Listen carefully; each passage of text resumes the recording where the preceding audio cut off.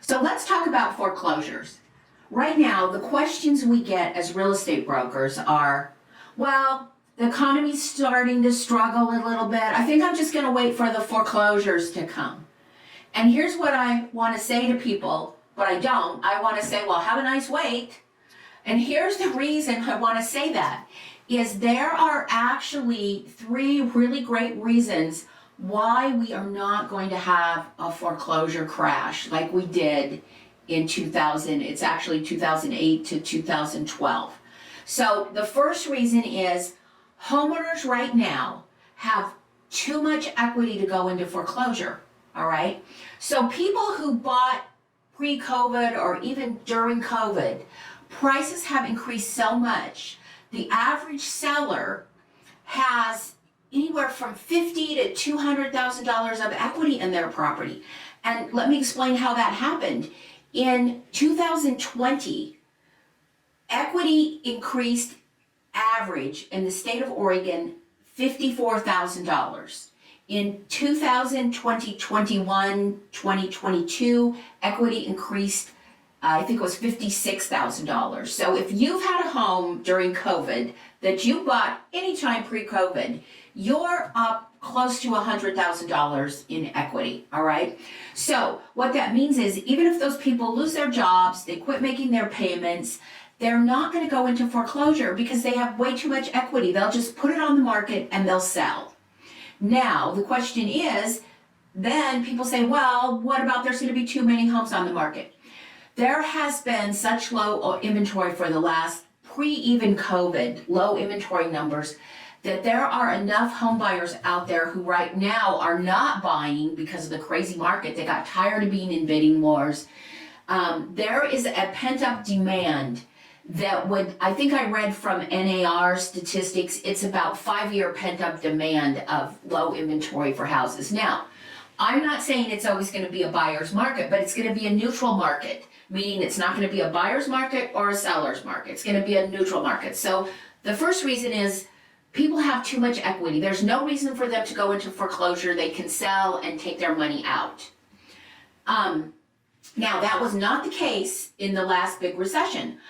Buyers from the 2009 to the 2012 crash, they had bought properties on what we call subprime loans. And what those were, by the way, they don't make subprime loans anymore. Those are long gone because they destroyed the economy. A subprime loan was where a buyer got an 80% first and a 20% second. And so when the market started falling apart, people did what they call strategic foreclosures, where they said, I'm just going to walk away because I never put a down payment down. And they just walked away from their houses. And then you had legit people who lost their jobs and couldn't make their payments and lost their homes. But really, I would say at least half of the foreclosures were from buyers having no skin in the game, and they had no problem walking away because of subprime. Now, the difference now is since 2009, buyers have actually had to qualify for their loans, okay? And as a result of them qualifying for their loans, they can afford the payments. They've been making their payments all along, and that's what's created some of that equity I just talked about, all right? Now, the third thing is, let's say people do start getting foreclosed on. The third thing about people still getting foreclosed on is right now, I'm sure you've seen it on HGTVs, there's just a ton of flippers, right? And right now, inventory's so low, guess where flippers go and buy houses? They go buy houses on the courthouse steps at foreclosures, they pay cash, and they buy them directly from the banks, all right? And so those homes are not coming into inventory unless you have cash and you can take your chances on buying a house with foundation problems or whatever. Those houses are not going to come on the market.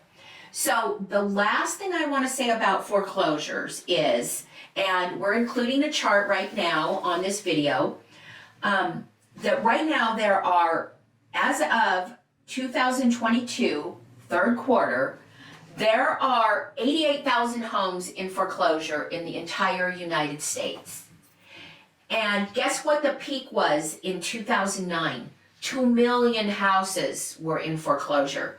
So that, and if you look at the chart, you'll see this rise, the peak, and then the back down. And then the last 3 years, there have not been that many foreclosures.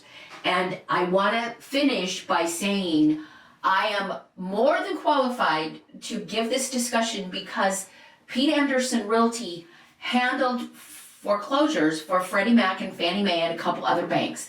And as a company, we closed over 500 foreclosures as the listing broker. And so I saw the people coming through foreclosure. And I will tell you that when I referred to no skin in the game, a quarter of the people I met who had had their house repossessed from the bank, I felt incredibly sorry for. They had lost their jobs, they had hospital bills, they had sick children. But I will tell you the other 75%, they still had boats and toys and they gave up their house and, you know, I have to come back and get my boat. I've seen it all. But I gotta tell you, it is not the same. People have equity, they made down payments, they qualified for their loans, and so they're not gonna sign their house back over to the bank.